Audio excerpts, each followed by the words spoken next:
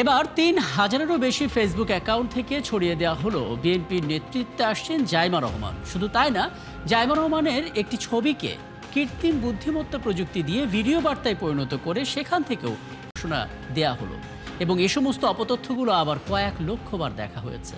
ওদিকে এআই প্রযুক্তি দিয়ে তৈরি আরেকটি ভিডিওতে দেখা যাচ্ছে একজন বাংলাদেশি সেনা কর্মকর্তা ক্রমাগত ভারতের বিরুদ্ধে উস্কানিমূলক কথা বলছেন।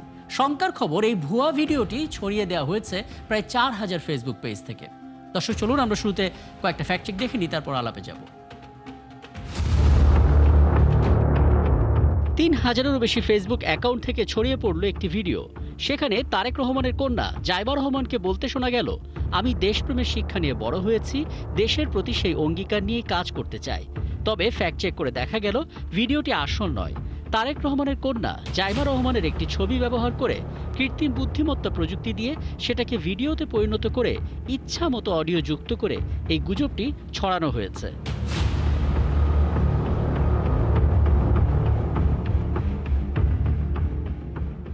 ওদিকে বিএনপি স্থায়ী কমিটির সদস্য সালাউদ্দিন আহমেদকে জড়িয়ে দৈনিক সমকালের ডিজাইন সংবলিত 2টি ফটোকার্ড প্রচার হতে দেখা গেছে। একটিতে দাবি করা হয়, সালাউদ্দিন আহমেদ বলেছেন খালেদা জিয়ার শূন্যতা পূরণ করবে তারেক রহমানের মেয়ে জাইমা রহমান, ভবিষ্যতে সেই দলের চেয়ারপারসনের দায়িত্ব পালন করবেন তিনি। আরেকটি ফটোকার্ডে দাবি করা হয়, খালেদা জিয়ার স্থান পূরণ করবেন আগামীর বিএনপির প্রধান। তবে গভীরভাবে যাচাই করে দেখা গেল সমকাল এমন কোনো ফটোকার্ড প্রকাশ করেনি এবং সালাউদ্দিন আহমেদও এমন কোনো মন্তব্য করেননি। মূলত ডিজিটাল প্রযুক্তির সহায়তায় সমকালের ডিজাইন নকল করে ভুয়া এই ফটোকার্ডগুলো তৈরি করে মিথ্যা দাবিতে প্রচার করা হচ্ছে। সম্প্রতি সামাজিক যোগাযোগ মাধ্যমে ঢাকা বিশ্ববিদ্যালয়ের ছাত্রদল নেতা আবিদুল ইসলাম খান এবং তানভীর আল হাদি মায়েদকে জড়িয়ে 2টি মন্তব্য সংবলিত একটি ডিজিটাল ফটোকার্ড প্রচার হয়েছে। সেখানে দাবি করা হচ্ছে, আবিদুল ইসলাম খান বলেছেন, আমি আর মায়েদ মিলে 15টা ফেসবুক আইডি চালাতাম, কিন্তু অন্যায় কাজে সেগুলো ব্যবহার করিনি। তবে ফ্যাক্ট চেক করে দেখা গেল ঢাবি ছাত্রদল নেতা আবিদ এবং মায়েদ ফেক আইডি সংক্রান্ত আলোচিত মন্তব্যগুলো করেননি। প্রকৃতপক্ষে ঢাবির এই 2 শিক্ষার্থীকে জড়িয়ে কোনো তথ্য প্রমাণ ছাড়াই ভুয়া মন্তব্যগুলো প্রচার করা হয়েছে। অপতথ্য আরও আছে। বাংলাদেশ সেনাবাহিনীর পোশাকে এক ব্যক্তি ডায়াসের পেছনে দাঁড়িয়ে সাংবাদিকদের সামনে বক্তব্য দিচ্ছেন এমন একটি ভিডিও প্রচার হচ্ছে ফেসবুকে। সেখানে তাকে বলতে শোনা যাচ্ছে, বিডিআর হত্যাকাণ্ড নিয়ে একটি চাঞ্চল্যকর অনুসন্ধান উঠে এসেছে, আওয়ামী লীগ ও ভারতের যৌথ উদ্যোগেই এই ঘটনাটি ঘটেছিল। এই ভিডিওটি আবার দেখা হয়েছে 1,22,000-এরও বেশি বার, শেয়ার হয়েছে 3,000-এরও বেশি। তবে ভিডিওটি বিশ্লেষণ করে রিউমার স্ক্যানার টিম নিশ্চিত করে 2টো ভিডিওই কৃত্রিম বুদ্ধিমত্তা বা এআই দিয়ে তৈরি, অর্থাৎ ভিডিওর দুটো আসল নয়। দর্শক, আজকের ফেক নিউজ স্ক্যানারের প্রতিবেদন তৈরি করতে গিয়ে দেখা গেল বিএনপি, জিয়া পরিবার, বিশেষ করে জাইমা রহমানকে নিয়েই সবচেয়ে বেশি মিথ্যা তথ্য ছড়ানো হয়েছে। প্রতিটি গুজবের একাধিক ভার্সন তৈরি করে ফেসবুক, ইউটিউব, টিকটক 3টি প্ল্যাটফর্মে ছড়িয়ে দেওয়া হয়েছে। অপতথ্যগুলোকে বিশ্বাসযোগ্য করতে নকল করা হচ্ছে গণমাধ্যমের ফটোকার্ড। এই কঠিন বাস্তবতায় সামাজিক যোগাযোগ মাধ্যম নয়, বরং গণমাধ্যমের খবরগুলোতেই আস্থা রাখার পরামর্শ বিশেষজ্ঞদের। রাকিব হাসান, 71, ঢাকা। আমরা প্রতিবেদনটা দেখে নিলাম এবং একটা ধারণা পেয়ে গেলাম যে কী ধরনের অপতথ্যগুলো ছড়িয়েছে। এখান থেকে আলাপে যেতে চাই। আগে জানিয়েছি আমাদের সঙ্গে আছেন বাংলাদেশ সুপ্রিম কোর্টের আইনজীবী barrister Mustasim Tangier. Barrister Mustasim Tangier, আপনাকে আমন্ত্রণ জানাচ্ছি, অনেক ধন্যবাদ জানাচ্ছি আমাদেরকে সময়টা দেওয়ার জন্য। আপনি আইনের মানুষ, আইনের দিকটা একটু বুঝে নেওয়ার চেষ্টা করি। আমরা তো ব্যক্তিকেন্দ্রিক যে সমস্ত গুজবগুলো ছড়ায়, অর্থাৎ কোনো ব্যক্তি যখন আক্রমণের শিকার হন তখন তার দিক থেকে আসলে কি কি পদক্ষেপ নেওয়া যেতে পারে সে সম্বন্ধে কিছু ধারণা আমরা পেয়েছি। কিন্তু একটা দলকে যদি টার্গেট করা হয়, জিয়া পরিবারের কথা বলছি, সেই পরিবারকে টার্গেট করে যে হারে গুজবগুলো ছড়াচ্ছে, একটা স্টিল ছবি নিয়ে সেটাকে ভিডিওতে কনভার্ট করে ইচ্ছামতো অডিও যুক্ত করে মানুষকে বিভ্রান্ত করা হচ্ছে, দল কিংবা পরিবার ভিত্তিক কী ধরনের ব্যবস্থাগুলো নেওয়া যায় বা আইনে আসলে কী ধরনের পরামর্শ আছে একটু জানাবেন। জি, বাংলাদেশের বর্তমানে যে বিদ্যমান দণ্ডবিধি আছে, দণ্ডবিধি 1860, সেখানে শুধুমাত্র ব্যক্তি নয়, সেখানে পরিষ্কারভাবে বলা আছে যে কোনো কোম্পানি অথবা কোনো অ্যাসোসিয়েশন অথবা কালেকশন অফ পারসনস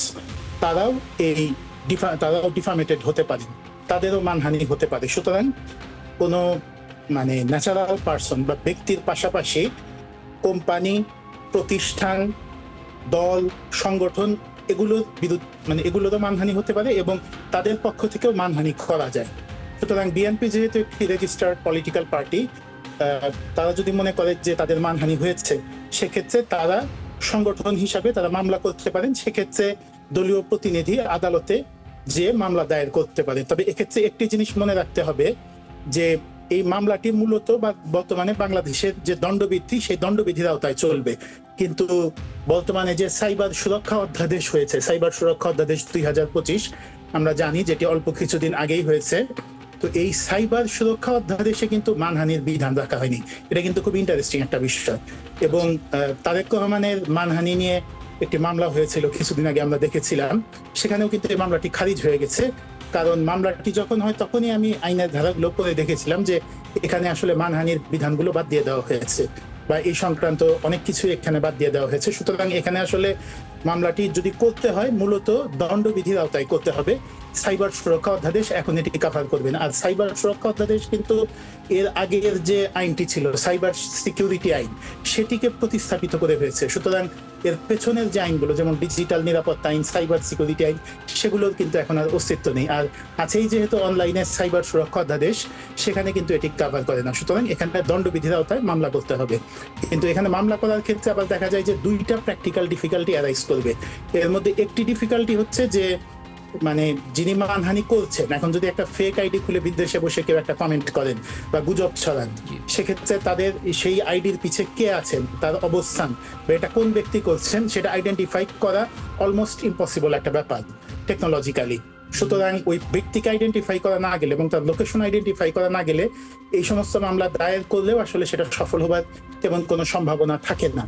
আর দ্বিতীয় কথা হচ্ছে যে অনেকেই না বুঝে সাইবার সুরক্ষা অধ্যাদেশে মামলা করতে যাচ্ছেন, কিন্তু আসলে সাইবার সুরক্ষা অধ্যাদেশ এখন এটাই আর কভার করে না। অতীতে এই সংক্রান্ত আইনের ব্যাপক অপব্যবহার হওয়ায় গত 17 বছর বিশেষ করে বিভিন্ন কারণে মানুষকে হয়রানি করা হয়েছে। সে কারণে মানহানির বিধানগুলো এখন এই সাইবার সুরক্ষা অধ্যাদেশ থেকে আমি আসলে এই সাইবার সুরক্ষা অধ্যাদেশ নিয়ে যতবারই কথা বলেছিলাম তখনই ছোট ছোট কিছু লিমিটেশনের ব্যাপারটা সামনে চলে আসে। এখানে আপনি বললেন যে মানহানি বিষয়টা এখানে কভার করে না, এবং একই সঙ্গে ছোট ছোট কিছু বিষয় আছে যেগুলো আমরা প্রতিনিয়ত এক্সপিরিয়েন্স করছি, সেগুলো আসলে এই জায়গা থেকে আসছে না। আমি এটা নিয়ে আলাদা করে কথা বলবো। তার আগে দুটো বড় সংকটের কথা আপনাকে বলি। আমরা দেখতে পাচ্ছি অপতথ্যগুলো ছড়াচ্ছে সংঘবদ্ধভাবে, অর্থাৎ আমি ফেসবুকে যে অপতথ্য দেখছি, আমি অ্যাট এ টাইম দেখতে পাচ্ছি ওটা টিকটকেও চলে এসেছে, ওটা থ্রেডসেও চলে এসেছে, ইনস্টাগ্রামেও দেখতে পাচ্ছি, এবং ইউটিউবে থাম্বনেল আকারে সেটাকে ভিডিওতে রূপান্তর করা হয়েছে। আবার ওইটার পেছনে দৌড়তে গিয়ে আমি দেখলাম যে নতুন আরও কিছু অপতথ্য অ্যাট এ টাইম ছড়িয়ে যাচ্ছে। তাহলে আমি মামলাটা করব কোন দিক থেকে, এবং আমি ট্রেসটি বা করবো কি করে, মানে কোথা থেকে আসলে সেটা খুঁজতে পারবো? প্রথমত আইপি অ্যাড্রেস ট্র্যাক করা এটা খুবই ডিফিকাল্ট একটা বিষয়।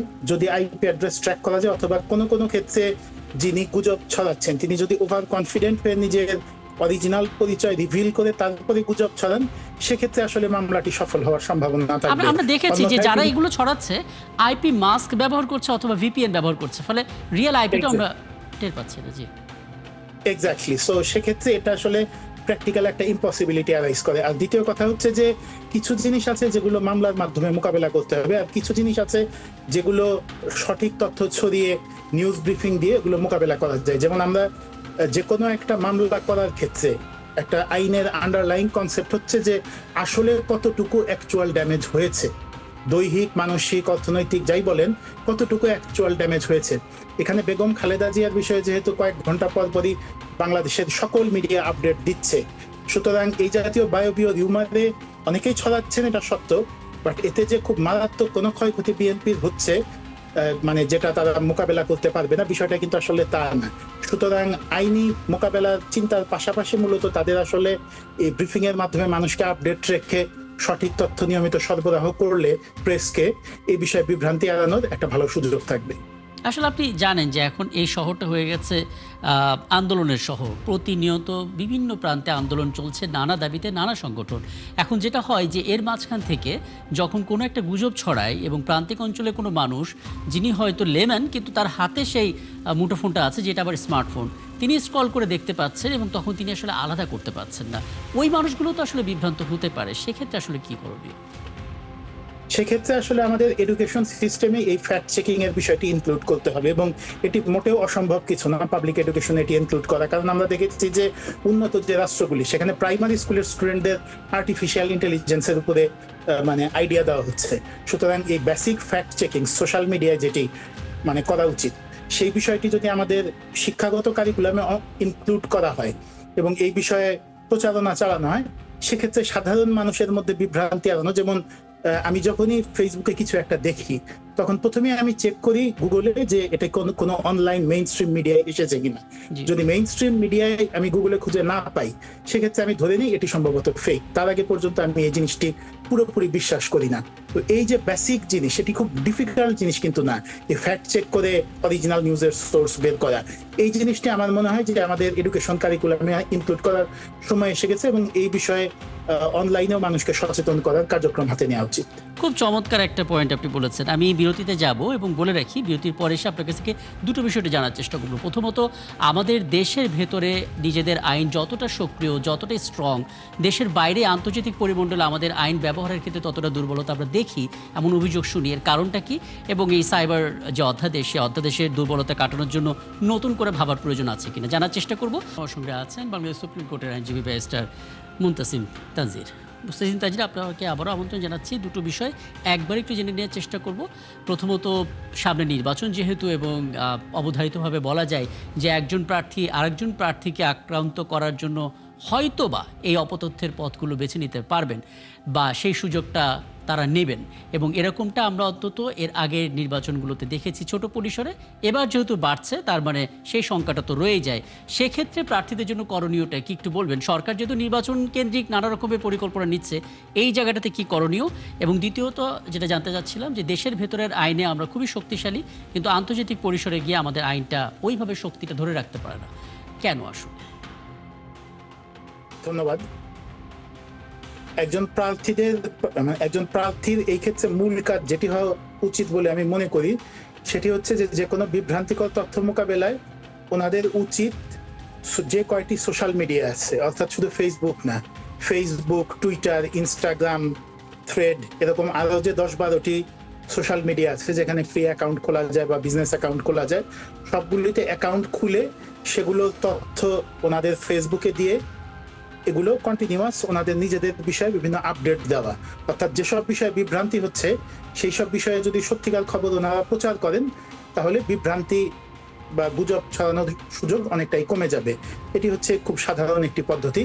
আর দ্বিতীয় যে প্রশ্নটি আপনি করলেন, যে আন্তর্জাতিক পরিসরে আমরা কিভাবে আমাদের আইনে প্রভাব বৃদ্ধি করতে পারি, এক্ষেত্রে আমার কাছে যেটি মনে হয়েছে যে বাংলাদেশের যে মানে হাই কমিশন বা এমবাসিগুলি আছে, সেখানে লিগ্যাল কাউন্সিল আসলে সেইভাবে নেই।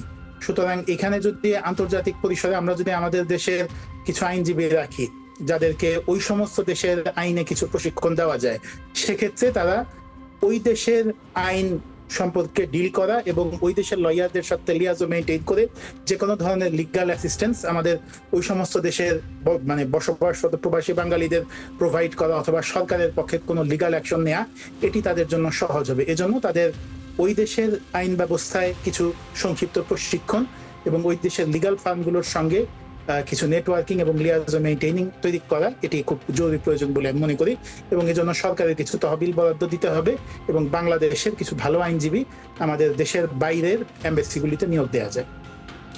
আপনাকে অনেক ধন্যবাদ, আপনি আমাদেরকে সময়টা দিয়েছেন। এবং সামনের আয়োজনে নিশ্চয়ই আমরা শুধুমাত্র এই সাইবার নিরাপত্তা অধ্যাদেশ যেটা, সেটার যে দুর্বলতা আছে, সেই দুর্বলতা কাটানোর প্রয়োজনটা কতটা জরুরি এই মুহূর্তে, কিংবা তার যে শক্তিমত্তা সেটা কতটা বাড়ানো যায়, সেগুলো নিয়ে আলাপ করার সুযোগ হবে আশা করি। এবং অনেক ধন্যবাদ, আপনি আমাদেরকে সময়টা দিয়েছেন।